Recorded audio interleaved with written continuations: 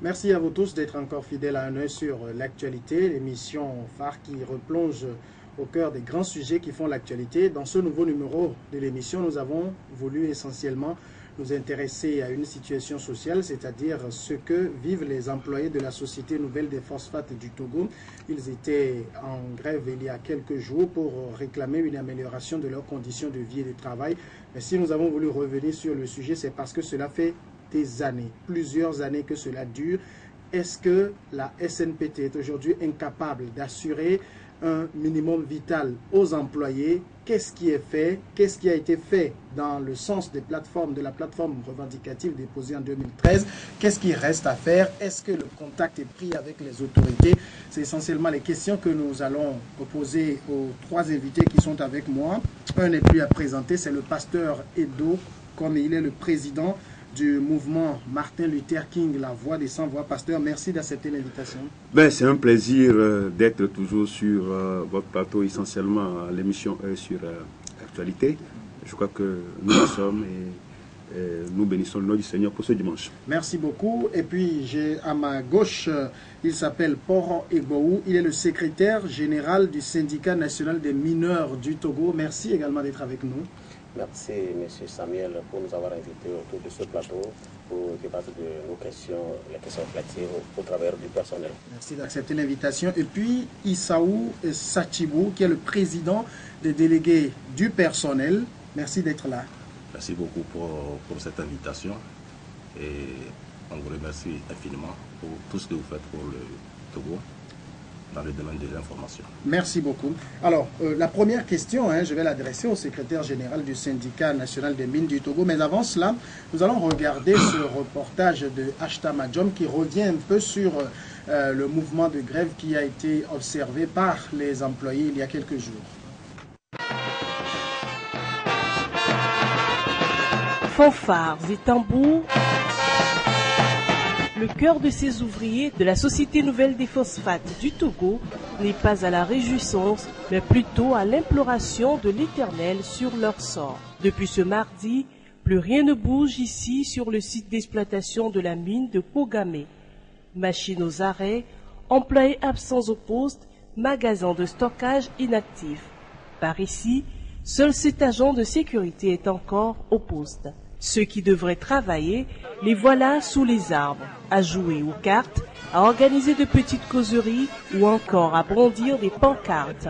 Ils réclament de meilleures conditions de travail. Ils nous traitent comme nous sommes des esclaves. Il n'y a rien qui nous avantage dire que nous sommes des travailleurs. Ça ne va pas. La sécurité, il n'y a rien.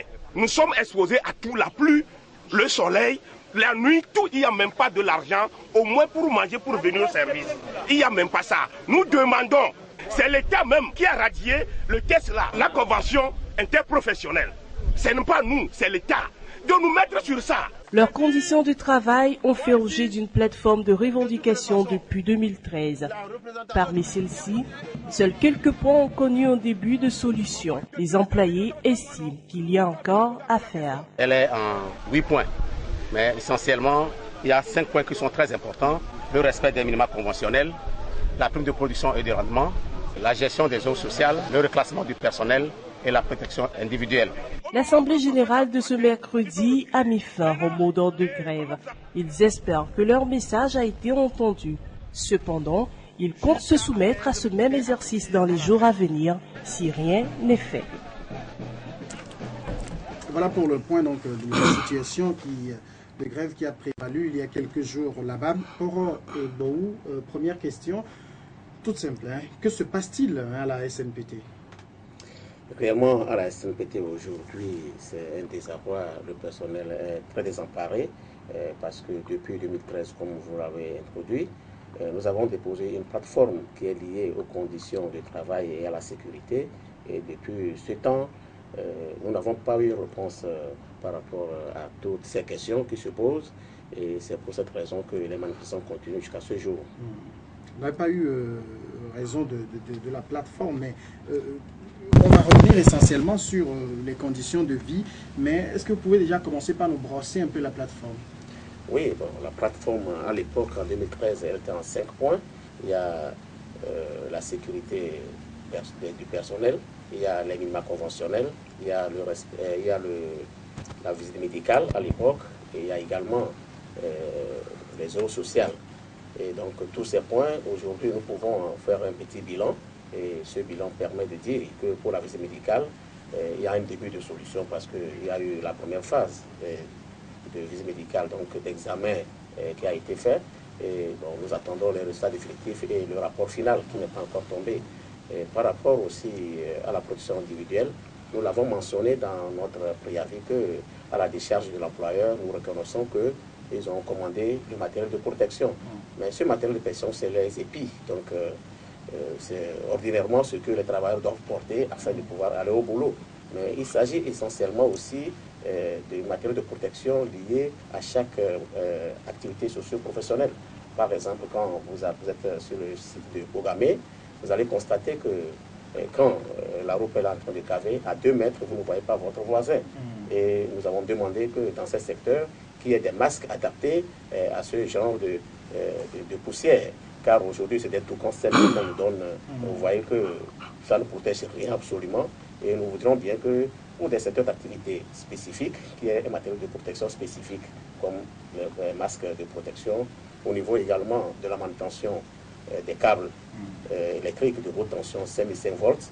Aujourd'hui, nous avons constaté que sur le terrain, moi j'étais même témoin, les travailleurs étaient en train de déplacer le câble 5005 volts main nue, alors que cela demande qu'il y ait des gants vraiment qui répondent à ce voltage. Alors, donc, des fois, même, vous pouvez trouver aussi des travailleurs qui manipulent ce câble avec des gants de soudeur ou bien des gants de manutention. En réalité, ce ne sont pas des gants adaptés à ce genre d'activité. Donc, c'est tout ce que nous sommes en train de réclamer et c'est pourquoi ce point est très important pour nous et il revient à chaque fois. On va revenir en détail là-dessus. Vous, monsieur Issaou Saki, vous êtes le président des délégués du personnel, ça veut dire vous-même, vous vivez la réalité sur le terrain. Comment se présente la situation d'un employé de la SNPT aujourd'hui? En fait, l'employeur aujourd'hui, au jour d'aujourd'hui, nous avons l'intention qu'ils sont à pied d'œuvre pour nous trouver des solutions par rapport à notre plateforme. Mais là, je parle essentiellement des employés eux-mêmes. Comment se présente la situation? La situation aujourd'hui, tout le personnel il y a un malaise social au sein de la SNPT. Le personnel est dans une situation très meurtrie et nous sommes très peinés que dans cette entreprise, le personnel a du mal à réclamer le minimum. A du mal à réclamer. Pourquoi? Parce que, comme le camarade vient de le dire, après le premier courrier adressé à l'employeur par rapport à ces revendications remonte le 19 novembre 2012. Et à la fin, on attendait à ce que l'employeur réponde favorablement. Et après 1 an, ça veut dire en 2013, plus précisément en octobre, nous avons déposé un préavis où, à la fin, le ministre des tutelles, à l'époque, le ministre Damipi, nous a conviés à une séance où même il avait à ses côtés ses collaborateurs, où nous avons discuté et un engagement a été pris. Et on n'a pas compris. Après ce mouvement, le ministre n'a pas pu résoudre le problème posé. Alors, vous dites donc en novembre 2012, un engagement a été pris. Non, enfin, en novembre 2012, ce n'est pas un engagement. Nous avons porté notre plateforme sur la table de l'employeur. Voilà. C'est en 2013 que le mouvement, on a déposé un préavis où on a été convié à une séance par le ministre Damipi. Il a pris des engagements. Oui. Lesquels, par exemple? Il a parlé de les minima conventionnels. Ils ont, après le rapport que notre employeur lui a soumis, ils ont commis un cabinet de consultant qui va faire le travail pour adapter notre grille à la nouvelle convention interprofessionnelle. Donc c'est un engagement qu'il a pris, qu'il n'a pas respecté jusqu'au jour d'aujourd'hui. La protection individuelle des travailleurs, c'est un engagement aussi. La gestion des œuvres sociales, bon, ça, nous pouvons dire que ça a trouvé un début de solution. Donc, et le gros du problème, le camarade a parlé de la visite médicale. C'est vrai, en 2014, nous avons eu la visite médicale. En 2015, elle n'a pas été faite. Nous sommes en 2016, bientôt l'année va finir. Elle n'a pas été aussi faite. Alors on va entrer bientôt dans les détails de tout cela. Mais avant, ça veut dire, avant de passer la parole au pasteur Edo, ça veut dire un peu que, à la suite, par exemple, des engagements que le ministre a pris devant votre employeur en 2014, ou 2013, c'est ça? Ça veut dire donc que votre employeur est un peu au courant de votre situation, c'est ça? Oui, effectivement, votre employeur est au courant de nos problèmes et bon, il n'a jamais quand même, disons, il n'a pas dit que nos revendications ne sont pas légitimes. Mais permettez-moi de revenir un peu sur la situation des employés de la SNPT. Parce que vraiment, si vous faites un tour aujourd'hui à la SNPT, vous allez constater que c'est une désolation totale. Et aujourd'hui, l'employeur se dit s'il est travailleur ou non. Et vous avez vu entre-temps que par rapport à cette situation que l'employeur lui-même a constaté, il a envoyé une mission d'experts pour venir parler de stress, pour venir parler du diabète, pour nous parler de la tension au personnel. Nous pensons qu'il a constaté lui-même que le personnel ne se porte pas bien. Et s'il ne se porte pas bien, ça veut dire qu'il y a quand même des causes.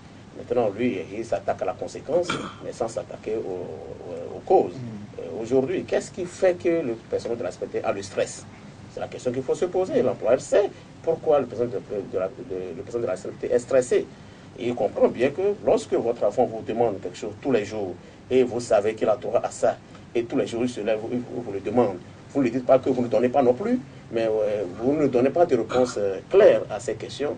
À un moment donné, l'enfant sera très désemparé et il va se trouver dans une situation de stress. Et ça peut conduire, aujourd'hui, nous pouvons vous faire un peu les statistiques. On va revenir sur ça, mais je voudrais comprendre, quand on parle aujourd'hui de votre employeur, de qui nous parlons? Bon, de notre employeur, nous parlons de la direction générale. Nous pouvons aussi parler aussi du conseil d'administration. Nous pouvons parler aussi du conseil de surveillance. Ce sont les agents dirigeants de la SNPT.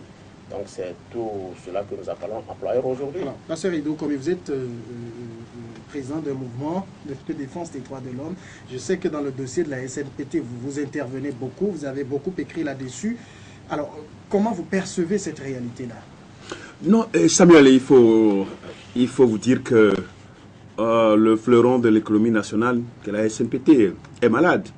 Est malade totalement au désarroi, parce qu'on ne peut pas comprendre que des gens travaillent dans une entreprise de cette portée et qu'il leur revient de réclamer la protection individuelle.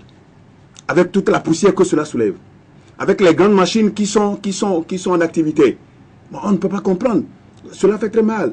Que la SNPT, moi je me rappelle à l'époque où les gens qui avaient travaillé dans à l'OTP, quand on dit que tes parents ou bien ton père ou bien enfin, tu as quelqu'un qui travaille à l'OTP, mais c'est de la fierté. C'est de la fierté. À l'époque, c'est vrai quand même que c'était pas de grosses salles, mais quand même tout était régulier et que les conditions normales. Ça faisait partie des entreprises qui étaient la vitrine. Qui étaient la vitrine et tout le monde se sentait bien. Les conditions étaient réunies, de travail, la protection individuelle. Il y avait quand même, il y avait de logement, il y avait des trucs très très importants. Mais aujourd'hui, on se rend compte que la SNPT est totalement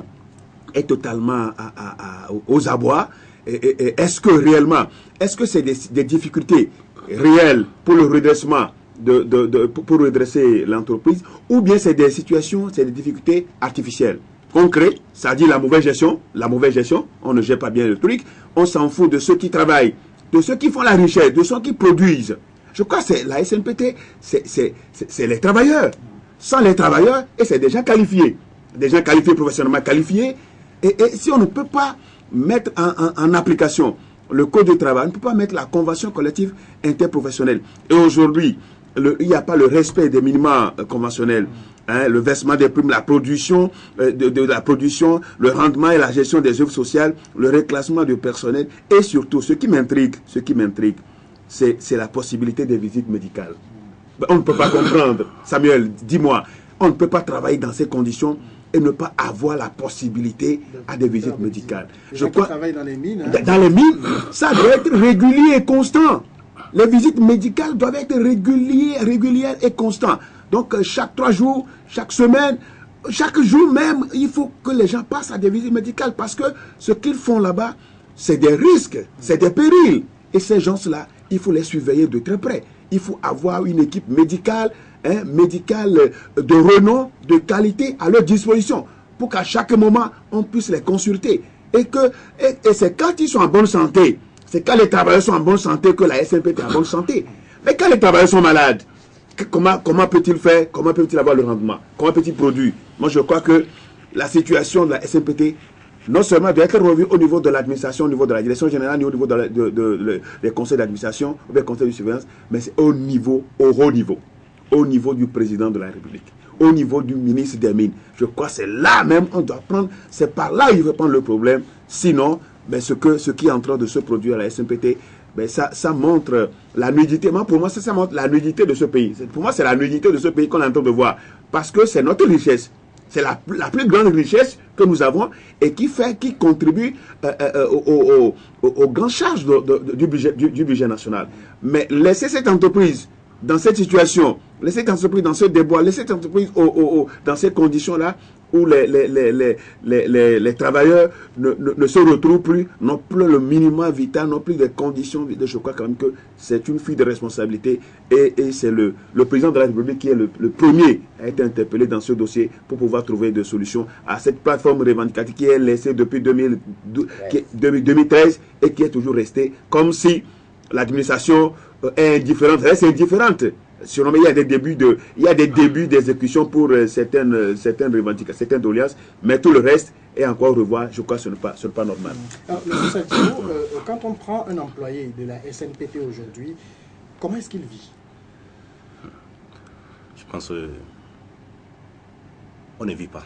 En réalité, ce que je peux vous répondre, quand vous arrivez tout de suite, vous voyez les travailleurs de la SNPT, la première chose qui va vous frapper, c'est la misère. Vous lisez la misère sur les travailleurs de la SNPT.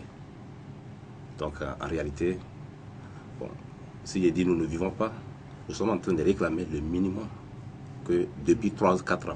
Cela veut dire que nous, enfin, on n'existe pas en réalité. Alors, je pose la question pour en venir, par exemple, au salaire. Combien gagne un employé X de la SNPT aujourd'hui? Par rapport au salaire, quand vous arrivez tout de suite, vous n'avez aucun niveau. Votre salaire de base, c'est 35 000. C'est-à-dire quand vous n'avez aucun niveau d'études, c'est ça? Bah oui, enfin, c'est 35 000. Juste le SMIC. Le SMIC. Et ça, c'est appelé à évoluer ou comment? C'est sur ça que nous disons que depuis qu'on a promulgué la nouvelle convention, nous avons demandé que cette convention soit adaptée à notre grille salariale. C'est-à-dire que vous n'avez pas bénéficié des 20-30 000 ou quoi? Ça, pour l'instant, on ne parle même pas des 20 000 et 30 000 francs offerts par le gouvernement.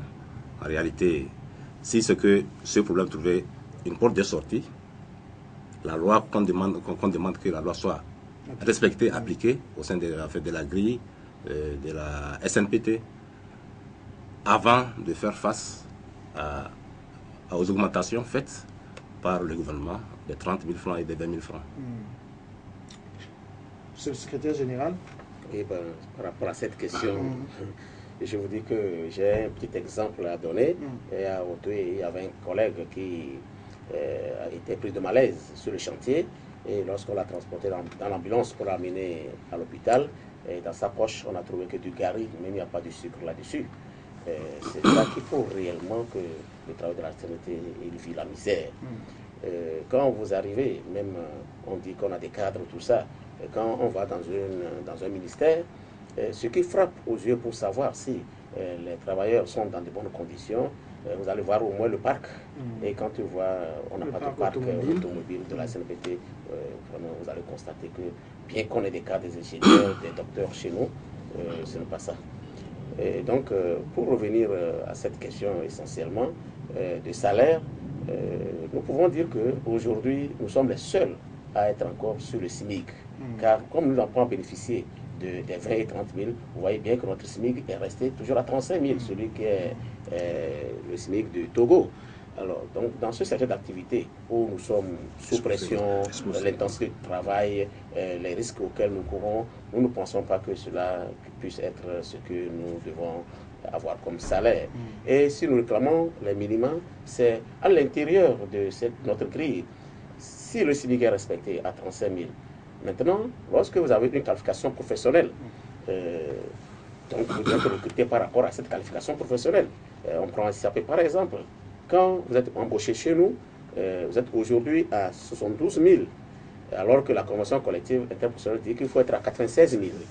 Donc vous comprenez bien qu'ils utilisent les hommes avec leur qualification professionnelle qu'eux-mêmes ils ont demandé, mais en leur payant inférieur à ce que le gouvernement a prévu qu'on puisse payer à de tels travailleurs.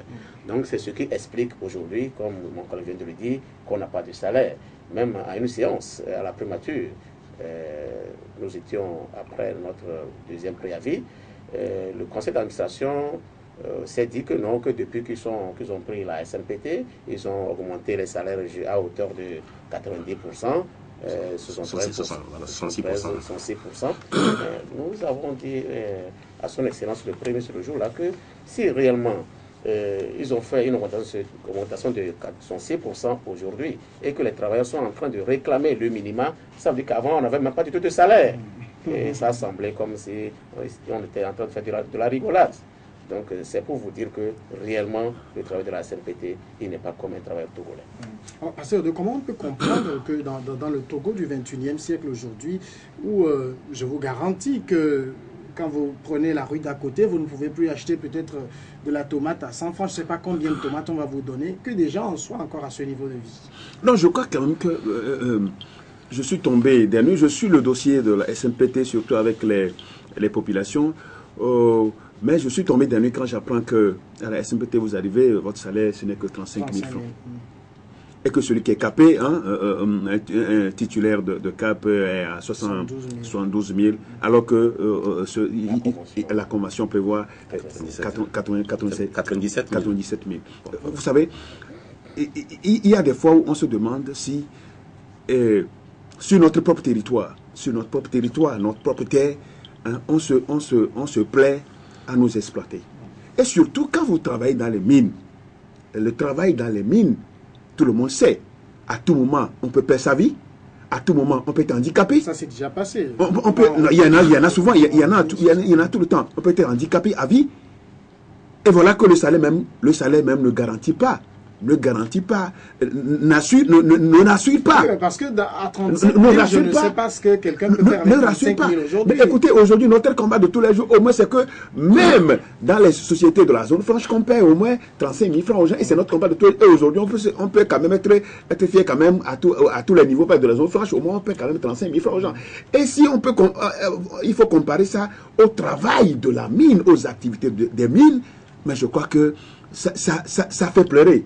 Ça fait pleurer que la SMPT produit, fait des richesses, mais les travailleurs, ceux qui travaillent ne sont pas bénéficiaires des fruits de leur labeur de tous les jours, mais ça fait pleurer.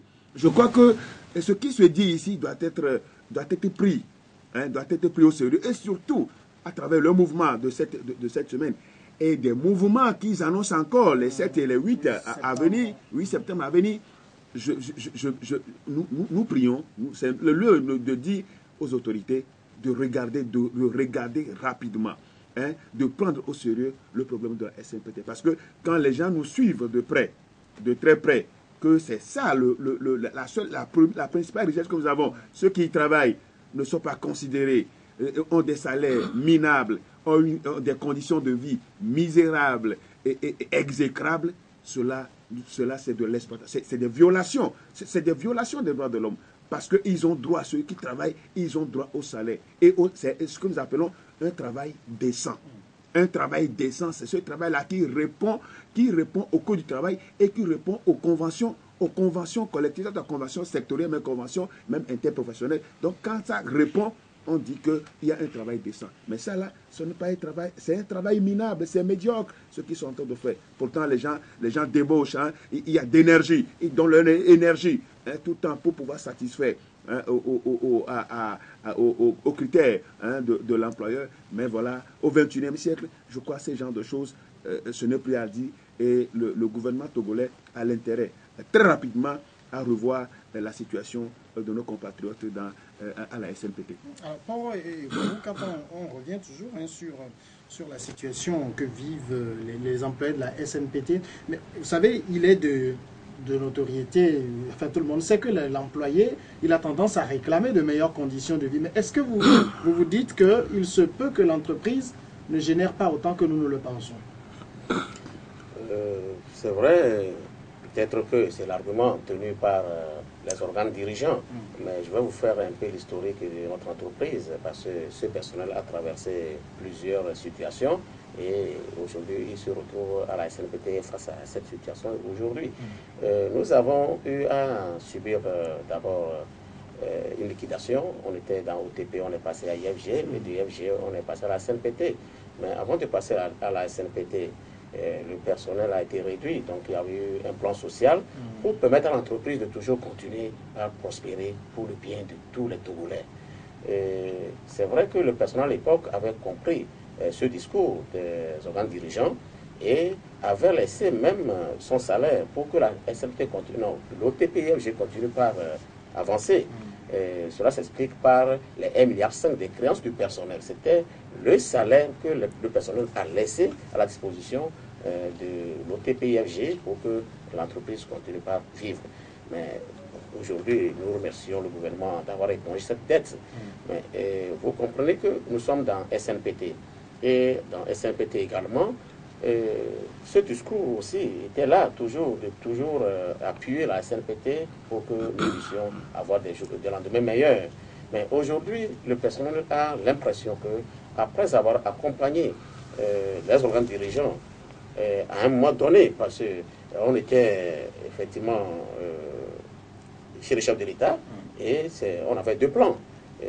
À l'époque, SNPT cherchait un emprunt au niveau de la BID de 30 milliards. Mais nous avons dit que si aujourd'hui même on amène les 30 milliards à la SNPT, nous ne pensons pas qu'après 2 jours, on peut retrouver cet argent parce qu'il faut effectivement assainir la gestion de la SNPT.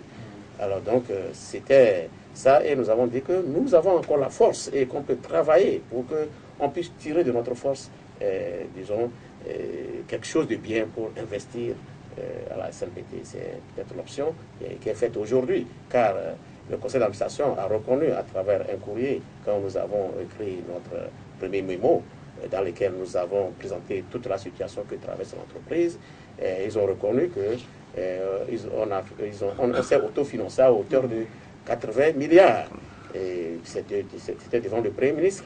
Et nous avons dit le jour-là que si vraiment ces 80 milliards étaient investis et sérieusement investis à la CNPT, aujourd'hui on n'aurait pas parlé de délabrement de l'usine. Car à l'époque, vous ne pouvez pas mettre le pied à l'usine. L'usine était dans un état de délabrement avancé. Et nous avons dit que si ça continue comme ça, c'était nos termes, quand on était à la primature, que 2 ans après, on ne va plus retrouver notre usine en place. Alors donc, aujourd'hui, le président de la CNPT ne comprend pas que, après avoir accompagné les organes dirigeants pour au moins rehausser l'image de la CNPT, lui l'a abandonné. Alors, car en il fait, cherche... ce que vous dites, c'est que vous avez consenti à beaucoup de sacrifices. Oui, beaucoup. C'est ça qui explique tout ce que je suis en train de dire. Pour que, toujours pour avoir un lendemain meilleur et assurer notre travail.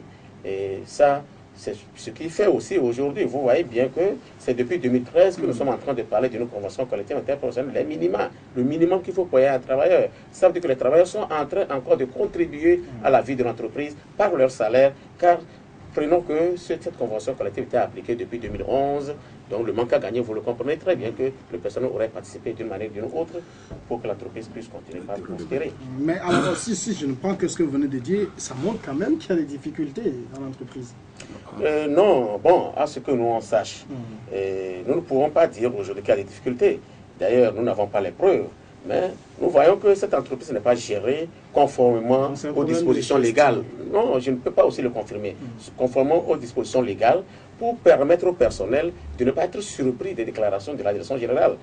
Par exemple, le personnel pourrait être représenté au niveau du conseil d'administration, ça c'est légal, il n'y en a pas. Comme ça, le personnel devait déjà percevoir les problèmes venir et que le personnel ne serait pas surpris de ces déclarations. Mais ce que nous savons que pour l'année 2015, nous avons vendu déjà à hauteur de 590 000 tonnes.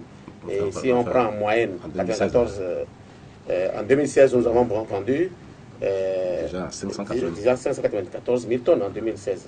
Donc, si vous prenez en moyenne 94 000 tonnes, vous savez, on a déjà engrangé des milliards.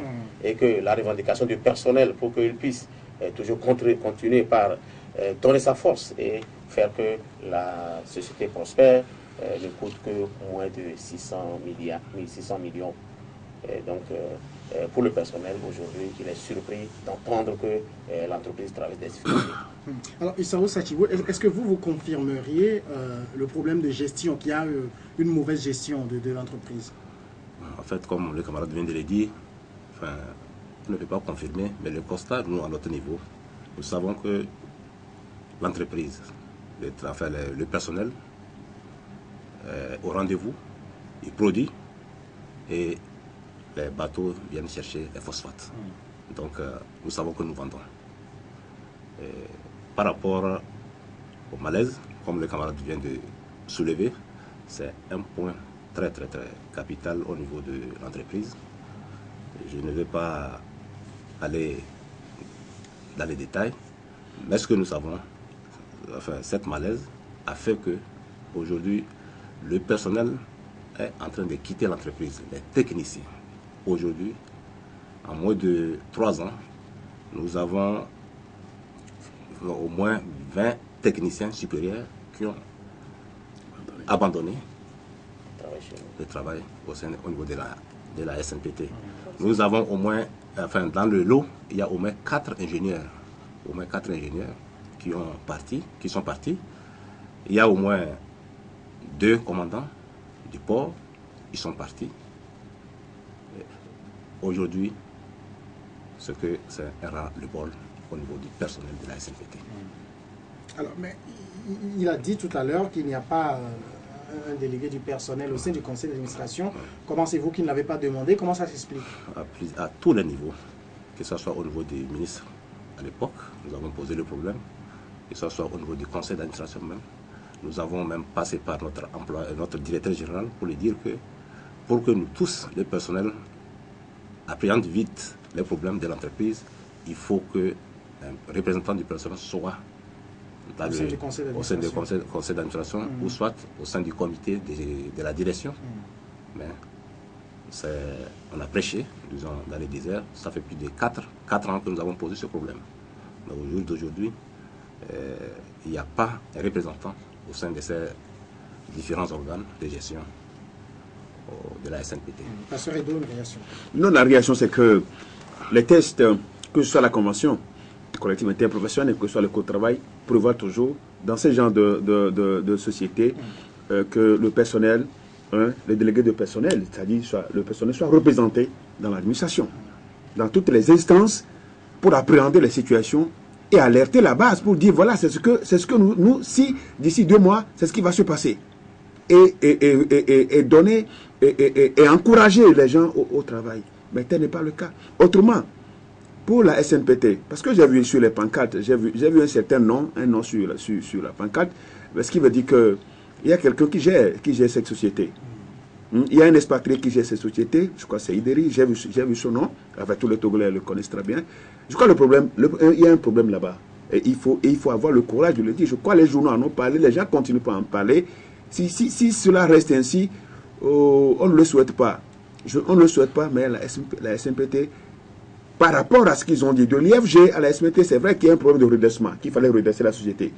Et les employés ont consenti d'énormes sacrifices pour pouvoir parvenir à ce redressement. Je crois qu'il y a lieu, c'est le moment de récompenser ces employés-là en leur donnant, en leur accordant le minimum conventionnel. Mais ce qui n'est pas le cas. Et cela, ça prouve, ça dénote le malaise, le grand malaise qui est au niveau de la société. Mais vous ne voulez pas parler de la mauvaise gestion. Mais si à cette allure, qu'est-ce que vous voulez qu'on dise? Je crois, ayez le courage quand même de dire. Nous, on doit avoir le courage de dire, parce que là, apparemment, et clairement, il y a une mauvaise gestion. Parce qu'on ne peut pas comprendre que, après avoir redressé la société, et que les employés restent encore dans cet état-là, de délabrement total, dans cet état de misère, et que au niveau du parc automobile de la société, qu'on n'ait pas des matériels, des matériels qui répondent tel que cela se doit. Mais je crois quand même qu'il y a une gestion chaotique de la SNPT. Il faut avoir le courage de dire la gestion là est chaotique et même, je peux vous surprendre quand même. Je ne sais pas si il y a un bureau de la SNPT quand même à Paris. Vous savez comment cela se gère. On sait comment cela se gère. Cela se gère entre amitié. Cela se gère entre amis. C'est-à-dire entre amis, entre les expatriés. Je dis entre les expatriés. Ça, je crois, ils doivent le savoir aussi. Bon, donc, à cette allure où c'est comme si la société est bradée, la SNPT est bradée à des expatriés. Les Togolais travaillent, mais ils n'ont pas de répondants, ils n'ont pas de bénéfices. Et c'est quelqu'un avec sa famille, avec son équipe, qui tire le bénéfice. Et c'est ce monsieur-là, tout le monde le connaît. Donc, je crois que ça fait très mal. Et ça fait révolter les gens, ça fait révolter les travailleurs. Ça fait révolter les travailleurs. Je crois quand même que la situation est encore sauvable. Et pour moi, quand je le dis, parce que la SNPT, compte tenu de son état, compte tenu de sa force, la force que la SNPT occupe dans le budget national, le chef de l'État a le dernier mot. Moi, je dis le chef de l'État, c'est lui qui a le dernier mot. Et des efforts qu'ils ont fait pour pouvoir consentir pour pouvoir redresser la situation, il va falloir quand même que désormais, que le chef de l'État reprenne ce dossier et que rapidement les employés, les travailleurs puissent se réjouir des fruits de leur labeur. C'est très important. On ne peut pas travailler et ne pas jouir des retombées financières de la société. Ce n'est pas normal. Alors revenons maintenant à la plateforme revendicative de 2013. C'est pour cela qu'il y a eu donc cette manifestation de la semaine dernière. Alors, est-ce qu'aujourd'hui, quand vous prenez cette plateforme revendicative et que vous la regardez, M. Poro Egbaou, vous pouvez dire qu'il y a eu des avancées? Oui, bon, c'est mitigé, oui et non, parce que nous avons reconnu, nous sommes des honnêtes travailleurs qui reconnaissent l'effort de l'employeur. Dès qu'il fait un geste, nous le reconnaissons, et d'ailleurs, des fois, nous envoyons des courriers de remerciement. C'est pour cela même, au sein de notre plateforme, nous avons reconnu qu'au moins, il y a eu des avancées sur les heures sociales, sur la visite médicale, sur le reclassement du personnel. C'est vrai qu'il y a eu des nominations. Je vais vous expliquer un peu cette revendication. C'est qu'après le plan social, donc la SNPT s'est retrouvée un peu dégarnie, mais on demandait aux travailleurs, avec les mêmes installations, de pouvoir produire, donner les mêmes résultats. Et donc, nous avons à l'époque constaté, et il y avait eu même des plaintes, des hommes occupaient d'une façon spontanée des postes de responsabilité parce que leur responsable était licencié. Et d'ailleurs, ils subissaient les punitions liées, les sanctions liées à la gestion de ces postes. Mais ils n'étaient pas rémunérés à la hauteur. Donc c'est ce qui explique ce reclassement du personnel. Et nous sommes parvenus à un accord que pour que cette question soit réglée, il faudrait qu'il y ait un organigramme définitif de la SNPT. Aujourd'hui, nous savons qu'il y a eu des avancées, il y a eu quelques avancées, mais pour l'heure, il y a beaucoup à faire dans ce domaine, car le gouvernement n'est pas complet. Alors, beaucoup à faire. Sur quel point essentiellement il reste à faire par rapport à la plateforme. Non, vous voyez les minima conventionnels qui aujourd'hui posent l'épine dorsale même de cette revendication. Alors, quand nous parlons de minima conventionnels, de quoi nous parlons? Nous parlons des minima conventionnels, c'est le minimum qu'il faut payer à un travailleur pour une qualification donnée. Donc, lorsque vous avez une qualification donnée, ça veut dire que vous donnez un rendement. et qu'il faut que tu sois payé à la hauteur de ce rendement. C'est pour cela que nous avons pris l'exemple d'un bachelier technicien, par exemple, ou d'un CAP, et que c'est à la demande de l'employeur que les gens présentent leur qualification professionnelle. Ils demandent je veux des bacheliers techniciens, ils se présentent. Ils disent je veux des mécaniciens CAP, ils se présentent. Donc, dès qu'ils se présentent, c'est lui qui a fait la demande, il devrait pouvoir leur payer conformément à la convention collective internationale, à ce que la loi demande. Donc c'est ça qui constitue l'épine dorsale de notre plateforme aujourd'hui. Mais en plus de ça, il faut ajouter que les primes de production et de rendement qui ont été coupées unilatéralement par l'employeur, vous comprenez bien que lorsque vous avez une prime, elle est liée à votre travail. L'employeur se lève un beau matin et vous retrouvez sur votre bulletin que la prime n'existe plus. Et donc, elle aussi, c'est pour cette raison qu'elle se trouve dedans. Donc, nous pensons qu'il faudrait, pour amener un peu de stabilité au sein de l'entreprise, amener de la calme pour permettre aux travailleurs de donner le meilleur d'eux-mêmes, il faudrait que toutes ces questions soient réglées. Alors, M. Satibou, est-ce que les employés aujourd'hui, parce que vous avez observé un mouvement de grève, vous prévoyez un autre mouvement pour les 7 et 8 septembre prochains, est-ce que vous représentez un poids, on peut le dire en ces termes? Est-ce que vous représentez un poids quand vous cessez le travail, on sent qu'il y a quelque chose qui ne va pas? Peut-être avant de répondre à cette question, permettez-moi de rebondir par rapport à la question posée à mon collègue sur le problème des minima, la plateforme en réalité. Et nous nous sommes retrouvés à plusieurs instances devant le conseil d'administration, devant le ministre, le conseil de surveillance, ou après explication devant le ministre, l'ex-ministre de l'économie, le ministre Ayassor. Après avoir écouté les travailleurs, le ministre Ayassor était convaincu, ça je vous le dis, il était convaincu qu'effectivement il y a un problème qui se pose dans la grille du personnel de la SNPT. Donc il a demandé séance tenante qu'on lui fasse des simulations pour que le problème soit réglé définitivement. Parce qu'on ne peut pas travailler dans les mines et être payé à l'intérieur prévu par la loi. Donc jusqu'au jour d'aujourd'hui, nous ne savons pas comment ça s'est passé et puis on n'a pas mis en application ces instructions données par le ministre de l'économie. Vous parlez de la mobilisation du personnel. Le personnel est mobilisé pour se faire entendre. Et nous avons l'espoir. Oui, mais est-ce que vous représentez un réel poids? L'offre de poids, effectivement, nous représentons les réels poids. Aujourd'hui, parce que si l'employeur, il sait que vous allez cesser le travail 1, 2, 3 jours, et qu'après vous allez reprendre, et que ces 3 jours, lui, ça ne représente pas grand-chose dans ce qu'il perd, vous voyez que rien ne va bouger. Je vous donne un exemple précis pour dire que nous représentons quelque chose. Si nous arrêtons de travailler pour 24 heures, si le minimum de la production c'est 3000 tonnes par jour. Si vous calculez 3000 tonnes fois $90 la tonne, fois 550 ou bien 500, dépend du coût du dollar, vous allez voir ce que nous perdons par jour.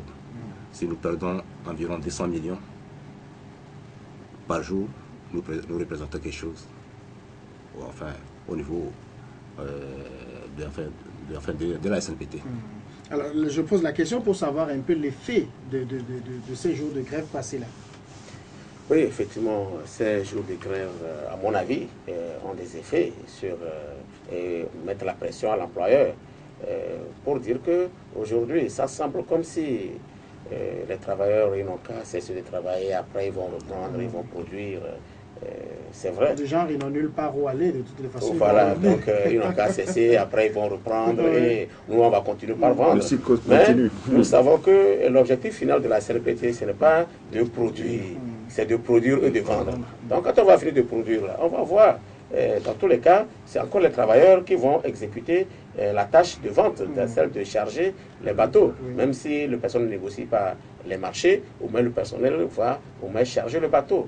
Donc c'est une activité du personnel et nous pensons bien que le mois venu, la direction générale comprendra que le personnel, quand il sait se travailler, il prendra bien le coup. C'est quand même une chaîne qui a au niveau de la SNPT, parce qu'il y a ceux qui, ceux qui produisent, il y a ceux qui chargent, etc. Est-ce que quand, par exemple, vous lancez un mouvement, c'est spontanément suivi, ou bien il y en a qui, comme ça existe dans toutes les entreprises, qui sont là, qui font le malin? Bon, enfin, aujourd'hui, par les grèves passées, nous avons constaté qu'il y avait des petites failles au sein du personnel. Bon, il y a des gens, nous n'avons pas la même compréhension nous n'avons pas la même compréhension. Certains comprennent tard, mais au jour d'aujourd'hui, quand vous prenez les deux derniers mouvements, 98% ont suivi ce mouvement. Et le reste, nous avons eu des accords avec l'employeur pour le service minimum. Donc c'est eux qui gèrent les travaux pour ne pas pénaliser certains secteurs d'activité. Alors, Pasteur Edo, sur l'effet de la grève, par exemple. Oui, mais savoir l'effet, la grève est constitutionnellement reconnue. Hein? C'est un acte qui est reconnu par la Constitution. L'effet de la grève, tout employeur conscient doit savoir l'effet tragique de la grève sur sa société. Dire que bon, les gens sont libres de faire, après ils vont revenir, c'est d'être inconscient. C'est d'être inconscient. Si on est conscient, on sait qu'on est à la tête d'une société et qu'on veut de rendement, et qu'on a devoir de rendre compte, on a l'obligation de résultats. Une heure de grève dans une société est une perte pour cette société. Donc, une journée, 2 jours, je crois que c'est déjà assez. Ailleurs, on ne le finit même pas. Si vous persistez comme ça, un jour même,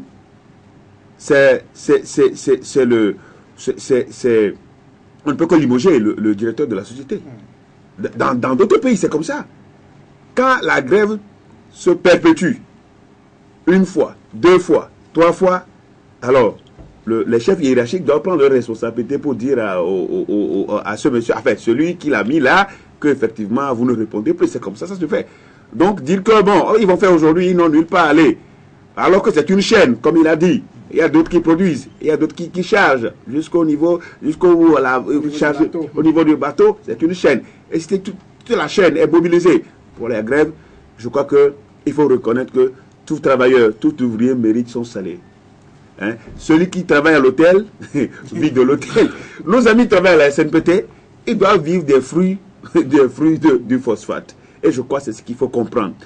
Donc, pour nous aujourd'hui, enfin, ce que nous pouvons demander à ceux qui nous écoutent, à ceux qui sont des dirigeants, c'est de faire que la prochaine grève n'est pas... Parce que ça pénalise tout le peuple togolais.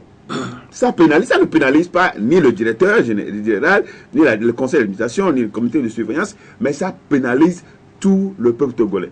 Il y a un budget qui est fait en fonction de tout ça. Le budget national tient compte de tout ça.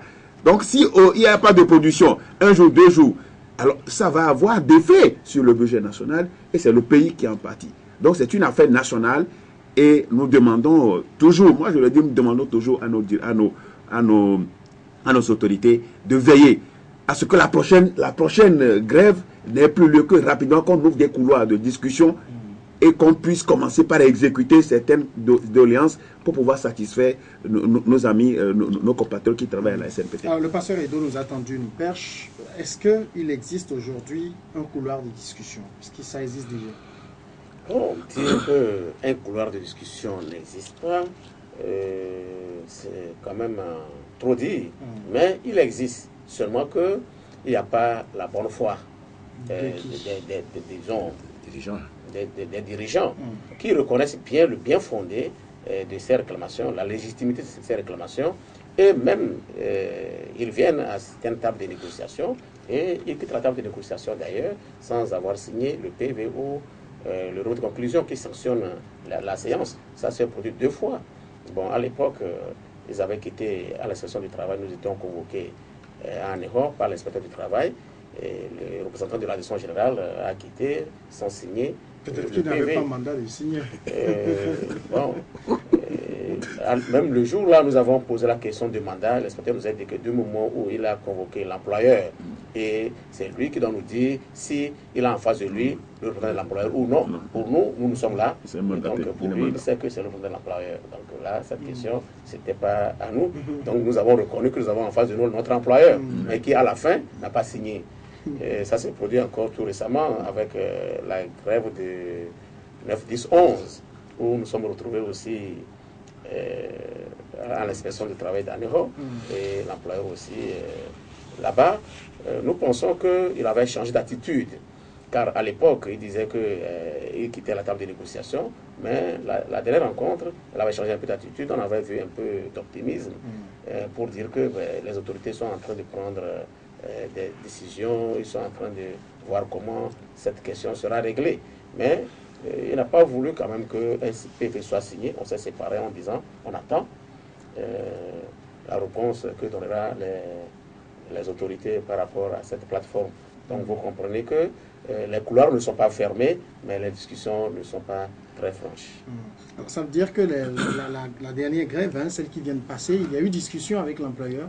Oui, nous avons eu un entretien dans les locaux de l'inspecteur du travail à Ného.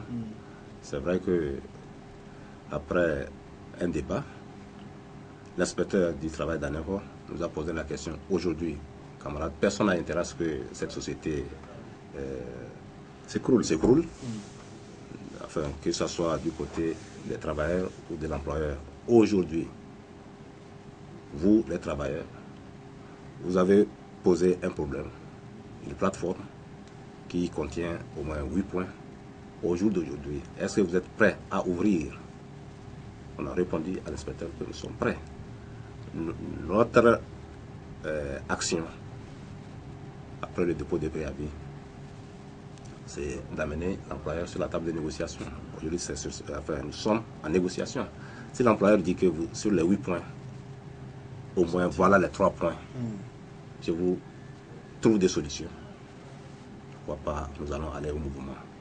Donc l'inspecteur, on a bien rassuré que on n'a pas déposé les préavis pour exécuter le mouvement. Donc l'essentiel que l'employeur nous écoute et essaye de trouver au moins régler quelques points. Là, comme nous avons instauré un dialogue social au sein de l'entreprise, nous allons essayer de discuter entre nous pour que les autres points trouvent une porte de sortie. Et après un long débat, l'inspecteur a demandé aux représentants de l'employeur de se mettre en contact avec sa hiérarchie pour qu'une suite soit donnée par rapport à la plateforme revendicative. Il est sorti. Sa réponse, avant qu'on ne se sépare, il dit que les autorités sont à pied d'œuvre pour que les solutions puissent être trouvées aux problèmes posés. Donc, et il a exhorté à l'inspecteur de faire un PV ou bien un rapport de séance pour qu'il puisse transmettre ça à sa hiérarchie. Donc aujourd'hui, on ne peut pas dire que les couloirs sont fermés. Le personnel est dans la position. Même à minuit, si notre employeur nous demande de venir négocier avec nous, nous sommes prêts à le faire. Mais ça veut dire que dans le cas d'espèce de la dernière grève, vous avez quand même discuté, mais vous ne vous êtes entendu sur rien de précis, c'est-à-dire aucune promesse ne vous a été faite, c'est ça? Oui, aucune promesse n'a été faite. Le camarade vient de faire une précision que la question était posée aux travailleurs si c'est en 8 points. Est-ce qu'ils peuvent quand même dire essentiellement si tel point est réglé pour ne pas dire que c'est toute la plateforme? Et nous avons dit non, il n'y a pas de problème, que c'est possible que nous puissions revoir notre position par rapport à cette plateforme. Et nous avions à l'époque donné notre point de vue que si sur les 8 points, 3 trouvaient au moins une solution, je pense que ça devait permettre d'amener une certaine accalmie au sein de l'entreprise, comme le respect des minima conventionnels, la prime de production et de rendement, et plus la gratification 2015. Bon, pour la prime de production et de rendement, surtout la prime de production, nous n'avons pas exigé même tout de suite qu'une formule soit trouvée, mais nous avons exigé que au moins la prime de production 2014 soit payée, parce qu'à l'époque, dans un relevé de conclusion, il a été dit que la prime là est due et elle doit être payée conformément à l'ancienne formule, le temps que la nouvelle puisse être mise en application. Donc ça veut dire que les formules étaient liées à nos installations et qu'aujourd'hui la configuration de nos machines a changé. Donc, il a fallu un peu retoucher à cette formule. C'est vrai, nous avons reconnu qu'elle avait des limites, car les installations n'étaient plus les mêmes à l'époque où cette formule était mise en place. Mais donc, et sur cela, vous avez dit si au moins vous aviez des promesses sur 3 revendications, vous reprendrez le travail dans la sérénité. Ça veut dire rien n'a été promis, c'est ça? Oui, rien n'a été promis. Réellement, rien n'a été promis à ce jour. Tout ce qui a été promis, que les autorités sont en train de réfléchir et de trouver une solution à notre problème. Ce que, enfin, sur cette question, en réalité, ce n'est pas des promesses, parce qu'on vous dit que nous avons signé un relevé de conclusion avec le ministre des Mines à l'époque. Ça n'a pas été respecté. Nous sommes retrouvés à la primature. Nous avons eu 9 séances de travail avec le Premier ministre, enfin, M. Aoumé Zounou. Ça n'a pas fait. C'est même quand vous regardez notre préavis, nous avons fait référence au relevé de conclusion qu'on a signé le 30 décembre 2014. 30 décembre 2014, nous sommes aujourd'hui en août 2016, aucun point. Parce que nous avons reconnu que c'est vrai, il y a un début de solution, mais au jour d'aujourd'hui, quand vous arrivez à la SNPT, le personnel travaille dans l'insécurité. Ils n'ont pas les tenues, on n'a pas les chaussures de sécurité. Donc, nous avons montré notre bonne volonté qu'il y a au moins aujourd'hui, les commandes sont lancées, mais le personnel travaille dans l'insécurité au niveau de la SNPT. Ce n'est pas du tout normal.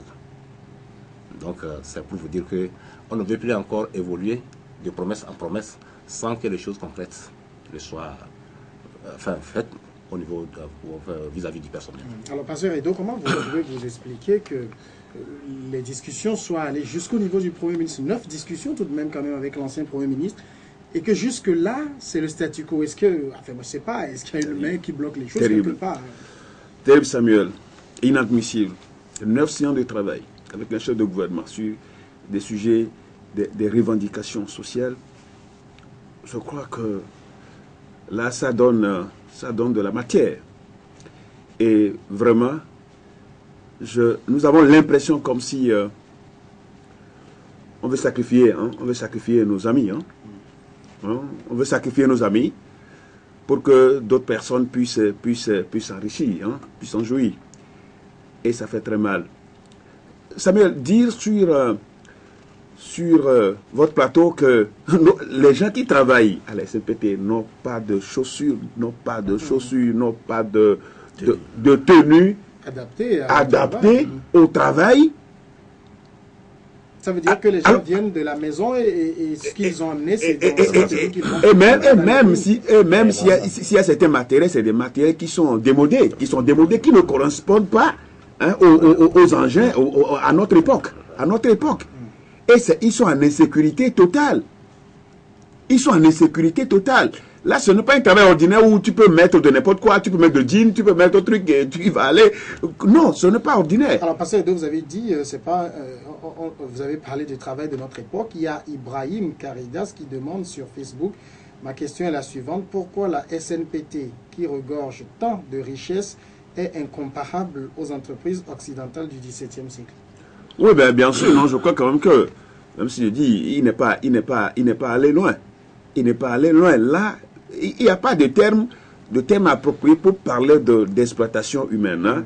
Parce que dès que ceux dont les gens ont besoin pour un travail décent, pour être en sécurité sur le lieu de travail, n'est pas respecté, mais là, on peut parler de l'esclavage. L'esclavage, ce n'est pas seulement la traite des nègres, ce n'est pas seulement.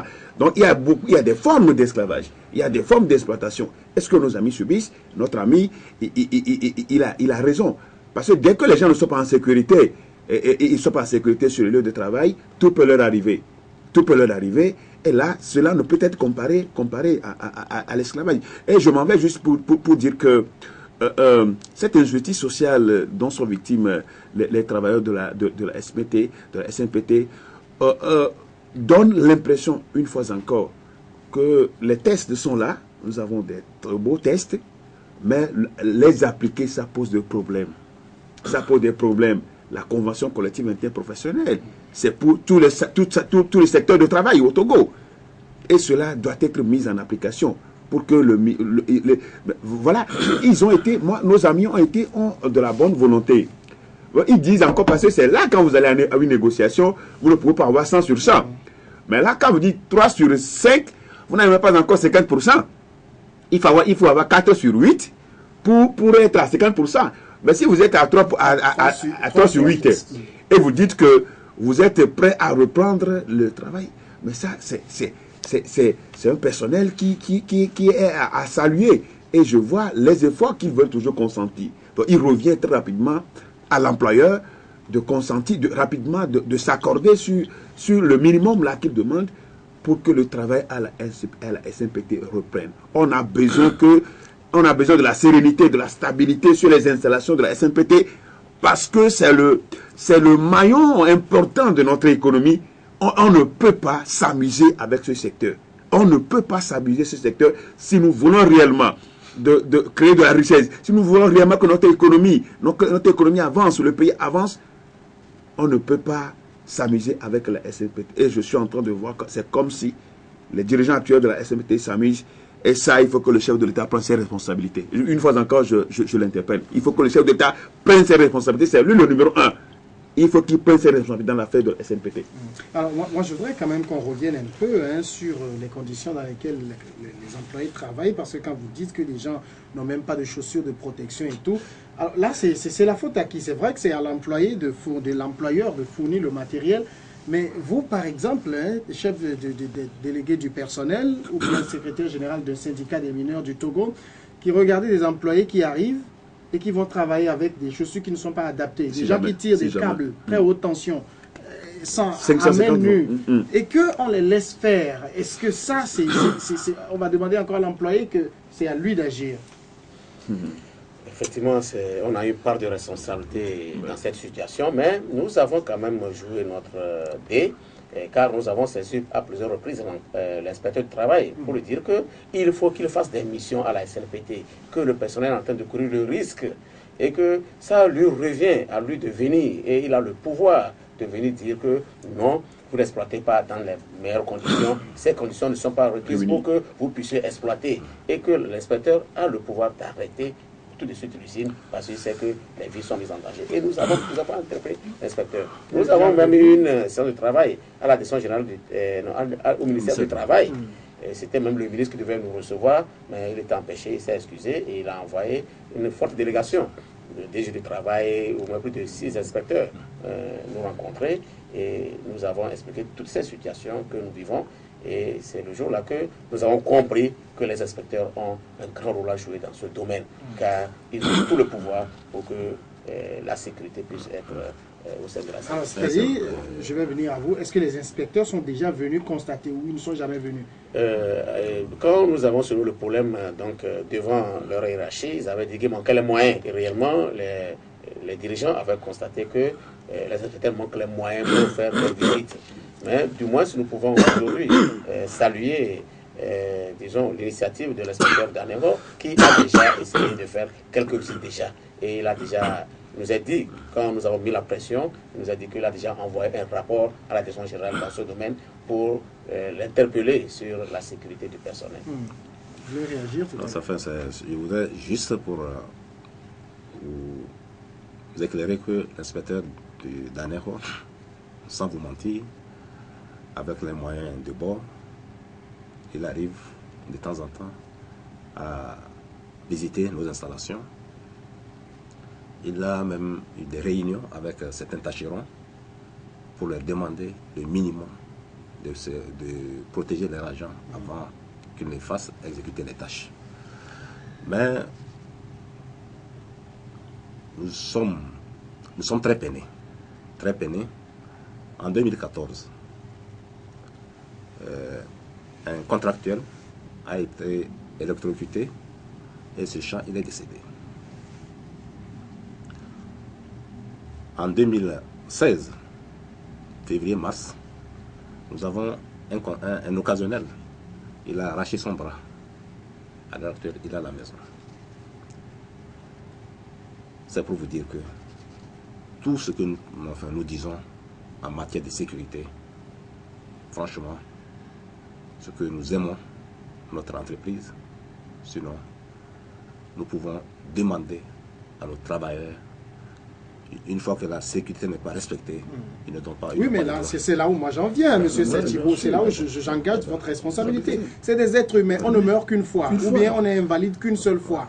Quand vous dites vous aimez l'entreprise, on a beau aimer l'entreprise, mais quand les conditions ne sont pas remplies, on ne travaille pas. C'est raison pour laquelle aujourd'hui, vous nous voyez, quand les gens disent qu'il y a des grèves répétitives à la SNPT, c'est pour vous montrer le niveau, la gravité du problème que nous vivons. Alors, Pasteur Edo, oui, Samuel, moi j'ai du mal à comprendre. Moi aussi j'ai du mal à comprendre, Samuel. J'ai du mal à comprendre. Et je dis que je suis heureux de savoir que l'inspecteur du travail d'Aneco fait son travail. Parce que souvent, nous sommes toujours en conflit avec les inspecteurs du travail ici à Lomé. Parce qu'apparemment, ils ne font pas, la plupart ne font pas. Ils sont dans leur bureau. Ils sont dans leur bureau, et puis, et quand il y a des problèmes, quand il y a des litiges, des mésententes à régler, ben, on sait ce qu'ils font. Ben, je suis heureux de savoir que l'inspecteur d'Aneco fait son travail, et c'est le lieu aussi d'interpeller les autres travailleurs, les autres inspecteurs du travail, parce que ils ont une grande responsabilité. C'est à eux de veiller à la sécurité, aux meilleures conditions de travail et de vie des travailleurs. Et donc, ils sont interpellés, et surtout dans ce dossier ce n'est pas seulement l'inspecteur du travail d'Aneco, ça relève de sa région. De sa région, il va falloir quand même qu'au niveau général, le ministère du Travail puisse rapidement, avec son collègue des mines et autres, veiller sur la situation à la SNPT. Mais je reviens encore pour dire que l'homme ne meurt qu'une seule fois. Parce que quand les gens vont dans des conditions qui ne sont pas réunies, dans des conditions d'incertitude, et que quelque chose leur arrive, d'abord, il y a le problème qui se pose, l'assurance, c'est rarement qu'on paie le truc, les gens sont invalides, les familles sont là, tout est là, les familles sont là, tout est là, c'est d'autres problèmes concrets. Donc quand les conditions ne sont pas réunies, on ne va pas vous dire que nous aimons, mais quand vous aimez, vous dites que vous aimez que les conditions ne sont pas réunies, ben vous ne pouvez pas faire le miracle.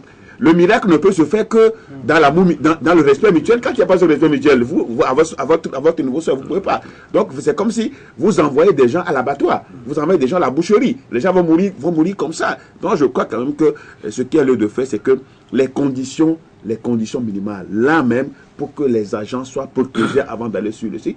C'est ce qui est arrivé. C'est ce qui est arrivé à nos amis à Ouassem, des choses comme ça qui sont arrivées. Donc, il va falloir quand même que, à travers les revendications, les grèves passées, que l'employeur puisse s'inspirer de tout cela et que vous soyez dans des conditions requises de travail. Sinon, il faut éviter le pire. Mais c'est le lieu d'éviter le pire, c'est le moment d'éviter le pire. Il ne faut pas qu'on voit le danger et qu'on s'avance. Donc, il y a raison qu'il y a une révolution en termes d'action à mener pour pouvoir sauver cette entreprise et sauver aussi vos vies et sauver la vie de vos diverses familles. Oui, allez-y. Tout de suite, nous avons parlé de notre plateforme dans la visite médicale. Nous vous disons que nous avons fait la visite médicale en 2014. En 2015, la visite médicale, c'est le code qui a prévu que la visite médicale est annuelle. La dernière visite médicale, c'est 2014. 2015, on n'a pas fait la visite médicale. Nous sommes à la fin, nous sommes en train de tirer la fin de l'année 2016, il n'y a pas la visite médicale. Et aujourd'hui, il y a de cela 2 ans, nous avons perdu notre médecin. Et à plusieurs fois, on a interpellé notre employeur. On lui a saisi par au moins 3 courriers. Nous avons tout ça pour lui dire au moins d'embaucher 2 médecins. Un par site. Le site de Pemé et celui d'Aotoil. Mais aujourd'hui, le médecin, en fin de compte, ils ont lancé un appel d'offres. Il y a au moins 12 médecins qui sont arrivés. Tous Ils ont dit que les salaires qu'on leur propose, ce n'est pas. Donc le seul courageux qui a accepté de travailler, il travaille 2 fois à Kweme, 3 fois à Otoé. Donc si on ne trouve pas une solution en recrutant un second médecin pour l'appuyer, c'est qu'il finira un jour par s'écrouler comme son prédécesseur qui est décédé. Donc franchement, sur cette question, nous demandons à notre employeur de faire un effort parce que les conditions, le poids du travail pèse sur les travailleurs et on ne doit pas au moins lésiner sur le problème de la visite médicale. C'est ce que j'ai sur cette question. Je reviens sur cette question qui est très importante, la sécurité du personnel, pour dire que pour nous, les représentants du personnel, ce n'est pas un abandon, ce n'est plus aussi envoyer les travailleurs à l'abattoir. C'est d'ailleurs pour cette raison que cette question ne quittera jamais la plateforme du moment où tout le personnel ne travaille pas en sécurité. Et vous comprenez bien que nous utilisons les moyens mis à notre disposition par la loi. Donc nous devons respecter les procédures en la matière. Parce que nous faisons cette émission aujourd'hui dimanche, et je parie que demain lundi, des gens viendront encore là-bas, iront sur le site sans chaussures adaptées, sans gants, sans casque et rien du tout. Oui, c'est vrai que c'est l'image d'une personne invalide qu'on nous montre là. Oui, voilà, c'est dramatique, voilà. Donc c'est un accident de travail. C'est très déplorable. C'est vrai que la sécurité n'a pas de délai. Et à chaque fois, nous remontons, nous mettons la pression sur l'employeur sur cette question. Nous leur disons que pour la sécurité, on ne doit pas se retrouver dans cette plateforme. On ne parle pas de revendication quand on parle de sécurité. C'est un droit, la sécurité. D'ailleurs, c'est la première des choses à mettre en place avant de commencer par exploiter. Et je pense que c'est l'occasion aujourd'hui que nos autorités comprennent que les travailleurs de la santé vivent une situation dramatique. Et comme nous sommes aussi une institution légale, nous ne pouvons pas faire des choses qui sortent de la légalité. Donc nous mettrons la pression par les voies légales afin de pouvoir mettre les agents de la SNPT en sécurité. Alors ça veut dire qu'il n'y a que la grève qui s'offre à vous, c'est ça? Et il y a la pression sur l'inspecteur, comme je viens de le dire. Nous saisissons l'inspecteur chaque fois. Et il y a aussi, nous avons réussi, à un certain moment, ils avaient voulu transporter les travailleurs dans les camions bennes. Et une fois, il y a eu un accident, même ils ont cassé les pieds. Et nous avons arrêté, nous avons dit qu'ils ne montent plus dans les camions bennes. Et à une séance de ramassage du personnel, le personnel a refusé de monter. Et c'est en ce moment qu'ils ont trouvé une substitution par des pick-up. Mais aujourd'hui, ils ont essayé de mettre des bus à la disposition.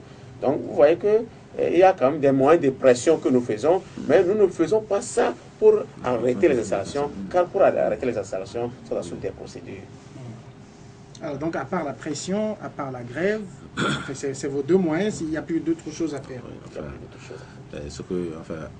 Le troisième moyen, c'est de demander à la population togolaise de nous aider. En quoi faisant? Enfin, en nous soutenant pour que nous puissions sortir de cette situation. C'est tout ce que nous demandons. Et que les autorités, ce que nous demandons, ce n'est pas franchement des ciels, que le minimum soit respecté pour que les travailleurs de la SNPT puissent faire leur travail selon les normes. Est-ce que, par rapport à ce que dit le pasteur Edo, parce que vous avez dit avoir une 9 séances avec le Premier ministre, rien n'a bougé, est-ce qu'il faut que vous en alliez au chef de l'État? Si nous avons l'occasion, ça nous serait vraiment de l'or. C'est faire introduire, une demande. C'est vrai, si nous avons l'opportunité. C'est le palais du peuple là-bas, tout le monde a droit d'aller. Bien sûr. Mais nous sommes enfin, certainement que, comme nous sommes sur ce plateau, peut-être que ça peut permettre quand même qu'il y ait une ouverture pour que nous puissions peut-être atteindre le chef de l'État. C'est le souhait de tous les Togolais, de tout Togolais, de pouvoir voir en face de lui son président de la République. Si nous avons cette chance, ça sera l'occasion de le remercier pour tout ce qu'il fait pour ce pays et de jeter un petit regard sur nous, les travailleurs de la SNPT, pour qu'il y ait une harmonie, pour que ça ne soit pas certains enfants, certains Togolais qui sont en train de jouir de sa générosité et d'autres sont en train de souffrir. Donc, si nous avons cette occasion, nous aurons l'occasion. En tout cas, à l'heure où nous parlons, il est au Kenya. Sans doute, peut-être, s'il a l'occasion de suivre sur le www.lcftogo.com où ses collaborateurs suivront et lui feront le rapport. Pasteur Edo, vous pensez qu'il y a un autre moyen de pression? Bon, l'autre, moi, je crois que les moyens légaux, les moyens conventionnels, constitutionnels, je crois que c'est ça. Et maintenant, nous qui sommes les associations de défense de l'ordre, il nous revient à nous aussi de nous intéresser aux travailleurs, aux droits des travailleurs. Donc, je crois quand même que nous aussi, nous avons pris acte avec les collègues des associations des droits de l'homme, nous allons faire pression pour que leurs droits leur soient restitués, leur soient accordés pour qu'ils puissent vivre dans des conditions normales dans leur lieu de travail. Donc voilà ce que je peux. Alors, je voudrais qu'on parle un peu du soutien. Est-ce que vous avez le soutien des autres centrales syndicales? Oui, nous ne sommes que des syndicats de base dans les secteurs d'activité et nous sommes affiliés à différentes centrales syndicales. Et nous, particulièrement, je peux parler précisément de mon syndicat qui est Sinamito, dont je connais bien peut-être tout ce que je suis en train de faire avec ma centrale. Et nous savions qu'à l'époque, en 2014, on avait eu le soutien de la CCT. Elle s'est déplacée pour venir nous soutenir. Et il y avait également, en 2013, quand nous avons déposé le premier préavis, la CNTT aussi était à nos côtés, même chez le ministre d'Amipi, auprès du ministre d'Amipi, afin de nous soutenir. Mais aujourd'hui, si je parle précisément de la CNTT, qui est ma centrale syndicale à laquelle Sinamito est affilié, il y a un coup de froid dans nos relations parce qu'à l'époque, nous avions été candidats en 2014 pour le poste de secrétaire général. Cela a mené peut-être un malentendu, enfin. Un malentendu, c'est une adversion. Vous combattiez leur poste, c'est ça? C'est notre droit aussi. C'est d'apporter notre expérience aussi pour relever cette centrale que nous avons vu qu'elle a besoin un peu de souffle. Et nous pensons que dès que l'occasion nous sera permise, nous avons toujours l'ambition que cette centrale soit une grande centrale pour tout le travail. Pourquoi? C'est parce que c'est juteux, c'est ça? C'est pour ça qu'il y a eu ce coup de froid? Non, pour nous, on n'a pas compris. Peut-être que les hommes, comme vous savez, nous sommes tous humains. Quand on s'assoit, on ne veut pas se lever vite.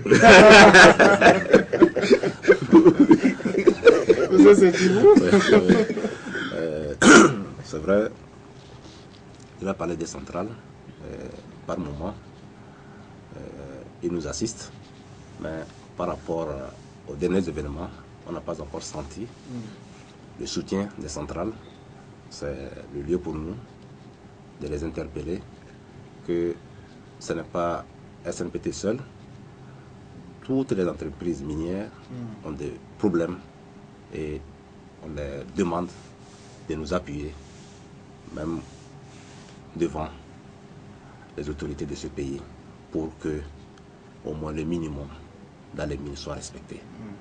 Ce que nous disons, nous avons nos camarades, je parle de Togo Carrière, qui sont là, ils vivent dans les mêmes conditions.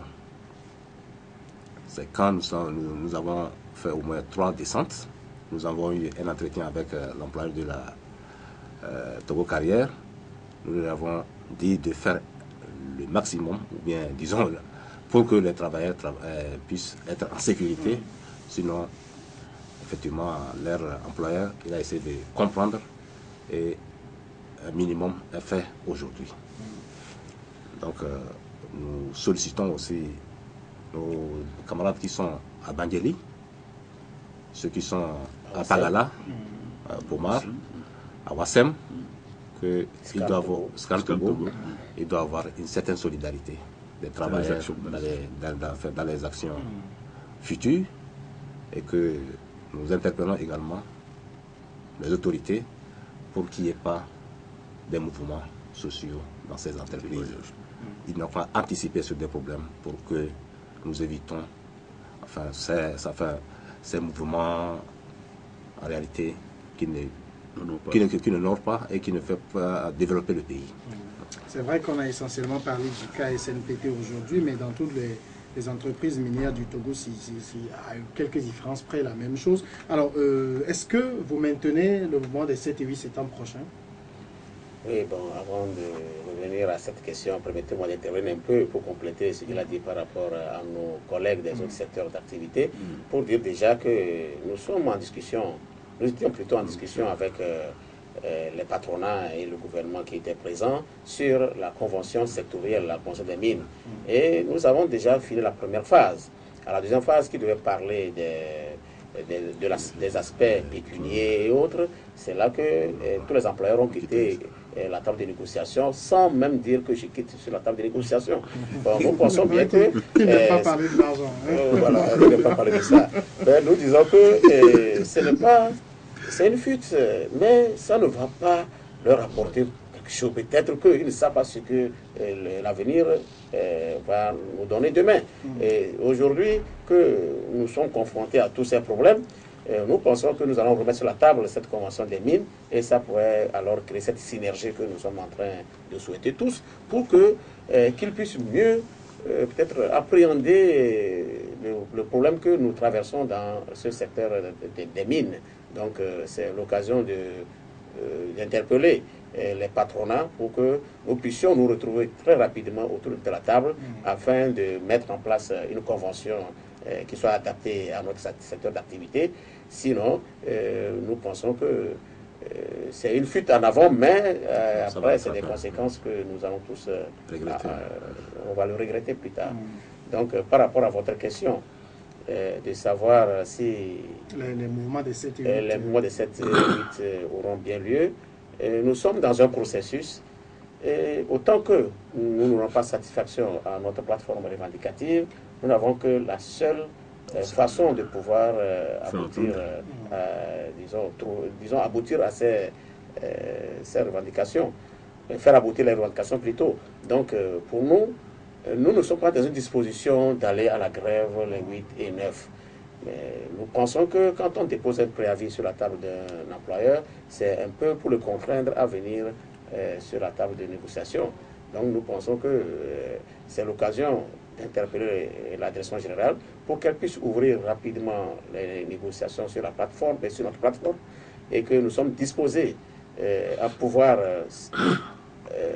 accepter le minimum, l'essentiel que ce minimum soit ce qu'il faut pour qu'il y ait la sécurité, qu'il y ait le minimum conventionnel et qu'il y ait des primes qui soient liées à notre activité.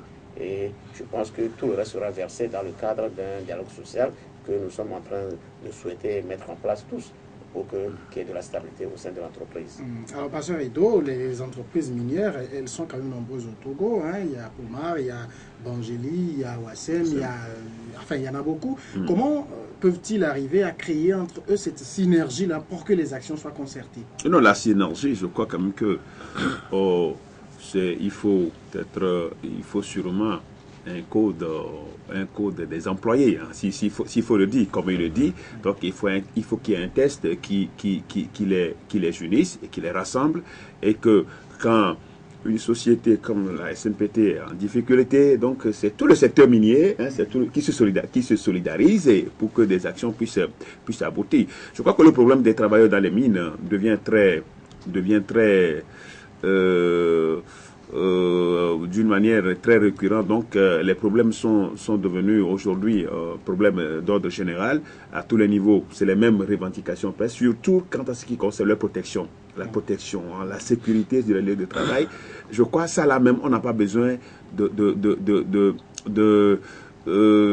d'écrire une plateforme de revendication. On n'en a pas besoin, puisque c'est la sécurité, c'est ça même qui permet aux travailleurs d'être en sécurité sur les lieux de travail. Donc ça, on n'en a pas besoin, ça doit être fait automatiquement par les emplois. C'est dommage que vous allez à des mouvements de débrayage où on voit sur la plateforme, on voit les mesures de la protection, mesures de protection en matière de sécurité. Ça fait très mal.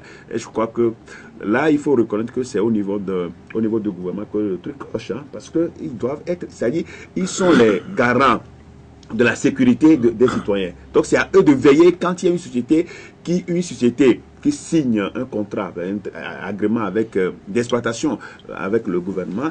La première des choses, il y a des conditions que ces sociétés-là doivent remplir avant d'être sur le terrain. Si tel n'est pas le cas, on ne peut pas les accepter. Et je crois que c'est ce qui doit être primordial.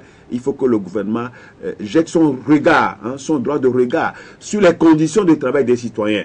La sécurité des citoyens sur le lieu de travail, c'est très important. Et comme il le dit, ils ont bien fait de de rappeler ce qui se passe sur les autres sites miniers, au Togo. Le problème est identique, hein, c'est le même problème. Il va falloir rapidement qu'au au sommet de l'État, on puisse avoir un droit de regard et que les conditions soient bien définies, les conditions à remplir soient bien définies pour tout ce qui veut exercer l'exploitation des mines au Togo. Pour cette synergie entre vous? Oui, bon, pour cette synergie, nous pensons bien que, comme le pasteur vient de le dire, nous demandons qu'il nous appuie et qu'il puisse peut-être être le catalyseur pour que cette synergie puisse être une réalité.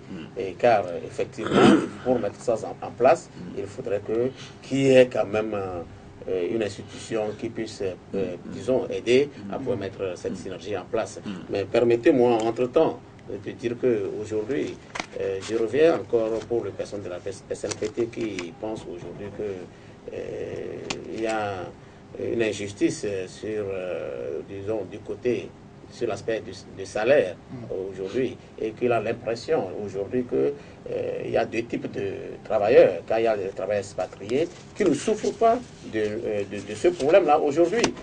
Même que ce soit la sécurité, ils n'en souffrent pas, nous les voyons, ils sont bien équipés, ils sont bien équipés, et ils ont aussi des salaires qui sont même au-delà de l'entendement. Vous comprenez qu'un expatrié... Ce sont aussi des employés comme vous? Bien sûr. Oui, c'est des employés comme nous, ils vont sur les mêmes installations que nous, ils sont exposés aux mêmes risques et nous avons le même résultat. Pourquoi? C'est parce que c'est des nouveaux ou quoi? C'est ça que nous ne comprenons pas, et ils gagnent minimum 10 millions de francs. Et tout récemment, quand on a déposé cette plateforme, notre employeur nous opposait la situation difficile que traverse l'entreprise. Mais au même instant, nous avons constaté que à ces expatriés, on avait fait une montant de salaire de 2000 dollars. Donc ça équivaut un peu à 1 million 100 000 d'augmentation de salaire. Donc ça fait que dans la tête du travailleur aujourd'hui, il est très perplexe, il ne comprend pas réellement qu'est-ce qu'il vit réellement, quoi. Donc ça fait que, même quel que soit le discours tenu par l'employeur, c'est difficilement que les travailleurs comprennent que nous traversons une situation. Alors, d'accord, Pasteur Rideau, je voudrais qu'on revienne un peu sur la situation, ce qui s'est passé à Zéglé le 22 août. Rapidement, qu'est-ce qui s'est passé? Non, Samuel, ça fait réfléchir, voilà, ça fait réagir. Je crois que le problème entre les expatriés et les autochtones, ça fait très mal. On ne peut pas comprendre que les gens font le même travail. Les gens sont exposés aux mêmes risques, aux mêmes menaces, mais eux, ils sont équipés. Ils sont bien équipés avec tout la tenue, les chaussures, le casque, cache-nez, tout ça. C'est ce qui s'est passé à l'aéroport, quand nos compatriotes travaillaient à l'aéroport. Les Chinois, eux, ils étaient bien équipés, ils étaient bien équipés, mais par contre, nos compatriotes avaient des difficultés d'avoir même une chaussure par an, une chaussure des 3 mois, alors que chaque jour, les Chinois avaient la possibilité de changer de chaussures, de tenue. Ben, tu vois, ça me fait très mal. Quand on revient à ce qui s'est passé à Zéglé, vous savez, le 22 août dernier, nous étions très tôt le matin, nous avions été informés de la situation des mouvements de débrayage des populations de Zéglé qui voudraient aller bloquer la carrière de Pomé, la carrière de Pogamé, c'est ça, Pogamé, et rapidement ça s'est tourné au drame parce que les forces de sécurité sont arrivées sur les lieux et ont estimé quand même que les autres n'avaient pas le droit, les populations n'avaient pas l'autorisation de manifestation. C'est vrai qu'aujourd'hui, nous ne sommes pas sur un régime d'autorisation, c'est un régime d'information.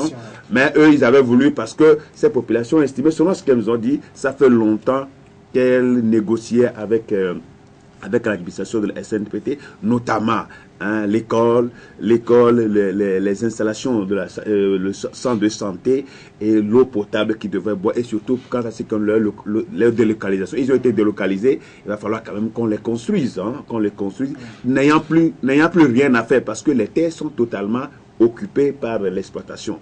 Samuel, j'avoue quand même que cette situation-là, c'est le drame de la semaine, et ça, une fois encore, ça porte atteinte à notre image parce que nous avions vu comment les gens sont blessés et malheureusement un homme en treillis a perdu sa vie actuellement. Il y a un membre enfin un habitant qui est incarcéré à la prison civile de Théviers, et puis il y a plusieurs blessés. C'est vrai quand même que la situation a évolué. Il y a eu des députés qui sont rentrés dans le dossier, qui ont discuté avec la population, qui ont discuté avec l'administration. Donc le vendredi dernier, donc il y a eu à Haute, il y a eu des échanges entre les populations et l'administration. J'avoue quand même que selon les dernières, ces populations avaient catégoriquement déclaré qu'ils ne veulent plus les terres, elles ne veulent plus les terres, que la SCPT n'a qu'à prendre tout, Elle aussi, pour elle maintenant, c'est d'aller se réfugier au Ghana. Elle voulait s'exiler au Ghana parce que finalement, elles n'ont plus le droit de vie. Elles n'ont plus le droit de vivre sur leur propre territoire parce que devenus des étrangers, donc ils préfèrent une terre d'accueil. Mais c'était sous l'effet de la colère. Ces populations sont revenues à de meilleurs sentiments suite à des échanges qui ont eu lieu le vendredi. L'administration de la SNPT a estimé quand même que ce que ces populations demandaient, c'était quand même, parce qu'il y a la loi de 2010 quand même qui donne aux sociétés extractives leur contribution à l'échelle locale, à l'échelle régionale et à l'échelle nationale, qu'il faut quand même que au moins 10 à 15% de leur truc là puisse soit renversé pour permettre à ces populations de vivre. Mais j'avoue quand même que je connais tout le dossier de la zone là, et il a fallu que nous tempêtions avant que de 3 mètres francs. Le mètre carré pour les terres, l'indemnisation était à 3 francs le mètre carré. À 3 francs le mètre carré. Donc il a fallu qu'on tempête jusqu'à ce que nous soyons aujourd'hui à 30 francs le mètre carré. Donc je connais bien la situation et j'avoue quand même que ces populations perdent beaucoup énormément. Parce que c'est des cultivateurs, c'est les terres. Ils n'ont vu que les terres. Les terres sont exploitées, mais au retour, il n'y a pas grand-chose. Mais il faut avoir le courage de dire que de 2000, par rapport au temps passé, aujourd'hui, il y a eu quand même de l'amélioration. Il y a de l'électricité, il y a des écoles de certains endroits. J'avoue quand même, il faut reconnaître que ce qui a été fait, au moins jusqu'au jour d'aujourd'hui, mais l'essentiel reste encore à faire. Très rapidement, M. Setchi. Sinon, enfin, par rapport à... Je voulais revenir par rapport au salaire des expatriés.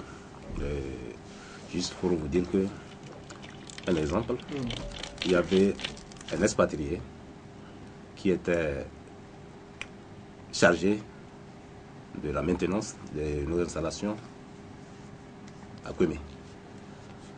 Il gagnait au moins 4 millions. Et la maintenance, franchement, n'était pas à niveau. Mais nous avons posé le problème qu'il n'est pas en train de nous rendre service auprès de notre employeur, la direction générale. À la fin, ils nous ont écoutés et ils ont mis à terme son contrat. Aujourd'hui, en lieu et place, quand vous prenez son salaire, nos occasionnels, nos contractuels qui sont avec nous, ça peut embaucher au moins minimum 100 personnes. 100 personnes. Donc, il faut ajouter que quand il est parti, l'entreprise a plus prospéré parce que nous avons beaucoup plus produit que quand il était là et nous avons des chiffres. D'accord. Merci beaucoup, M. Koro Egboou. Vous êtes le secrétaire général du syndicat national des mineurs du Togo. M. Issaou Setchibou, vous êtes le président des délégués du personnel et le pasteur Edo Komi, président du mouvement Martin Luther King. Merci à vous d'être passé dans cette émission. C'est un plaisir. Un œil sur l'actualité, c'est fini pour ce dimanche. Merci à vous tous de l'avoir suivi. Je vais vous retrouver le dimanche prochain pour un autre sujet. Portez-vous bien jusque-là. Merci beaucoup. Merci.